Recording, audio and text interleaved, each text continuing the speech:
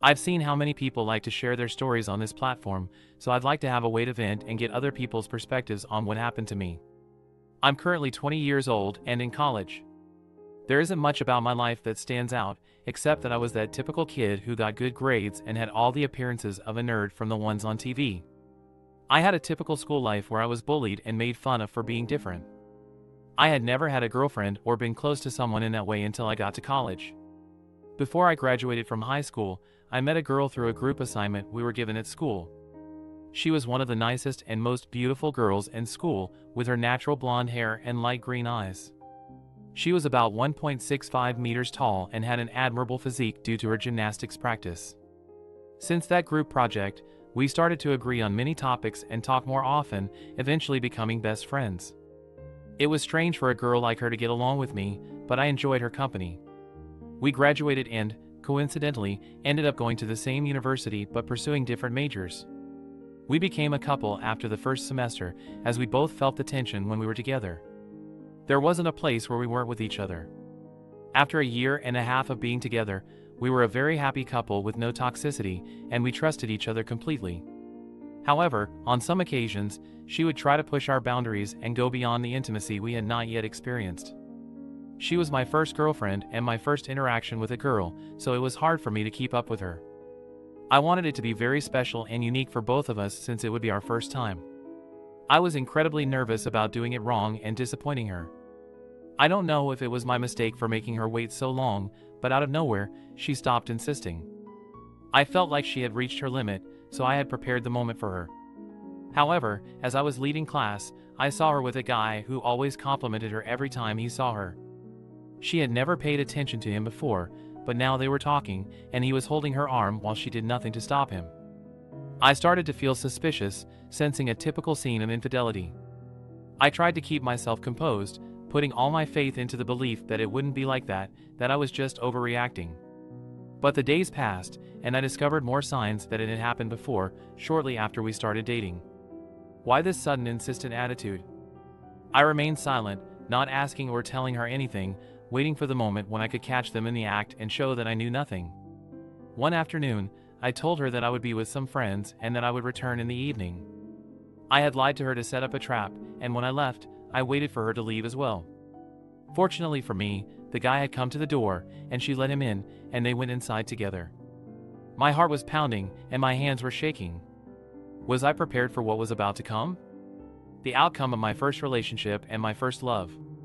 I waited for a while so I could enter quietly, as I always carried the room keys. I could hear those unmistakable sounds coming from my bed. To my surprise, I saw her passionately engaged with him on my bed. I managed to maintain control, but strangely enough, an adrenaline rush came over me, numbing the tears that should have been streaming down my face at that moment. I started to laugh quietly, sighing and sitting in the dining room, waiting for them. After several minutes, they both emerged, partially dressed, and saw me. I had a sly smile as I observed both of them. I don't know where it came from, but I found the situation amusing. They looked at me in astonishment, stuttering. They knew what they had done and had no excuses. At least they had the decency to admit their mistake. I began to laugh lightly, making comments that caught them off guard. "Did you enjoy yourselves? How was the bed? Comfortable?" Comments like that, which only made me laugh, but they didn't seem to enjoy it. I continued in that manner for a while, complimenting them and making them believe that nothing bad would happen. I didn't confront or end things with them then and there, leaving a space to see how she would react. She no longer looked at me or approached me. It seemed like she was avoiding me, but at the same time, she tried to get closer somehow. Now, they both avoided each other's gaze and seemed to want nothing to do with each other. I allowed myself not to dwell on this or torment myself. For some strange reason, I didn't feel any pain or anger consuming me. I continued attending classes and living my life as I did when I was with her. I still didn't know if we were still boyfriend and girlfriend or what, but I would let her make whatever decision she pleased. No one else knew about this, and I haven't been able to talk to anyone about it because I feel like they would consider my reaction abnormal. However, if I'm being honest, deep down inside, I feel an emptiness and a pent-up explosive charge. Despite the apparent calm I displayed on the outside, the inner emptiness and explosive charge became harder and harder to ignore. As the days went by, I found myself in a constant internal struggle between pretending indifference and dealing with the lingering pain.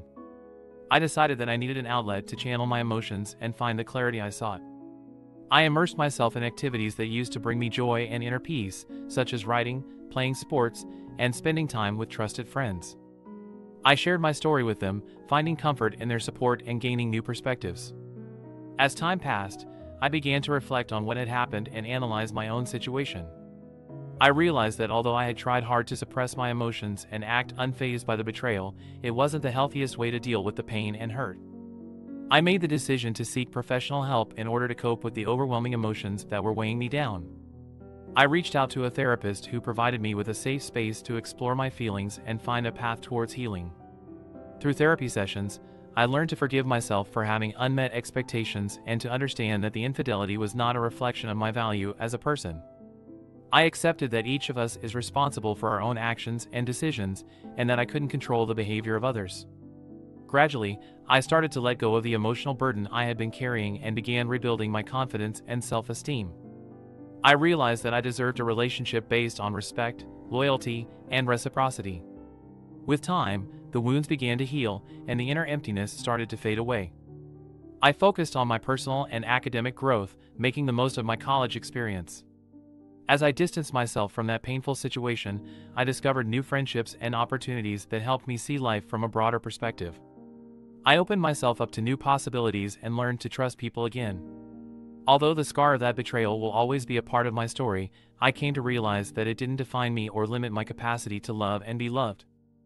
I learned to value my own self-love and to be open to future experiences without allowing fear to paralyze me. Today, I move forward with my life, nurturing relationships based on honesty and communication. I have learned to forgive, not only others but also myself, and to allow myself to live a full and authentic life.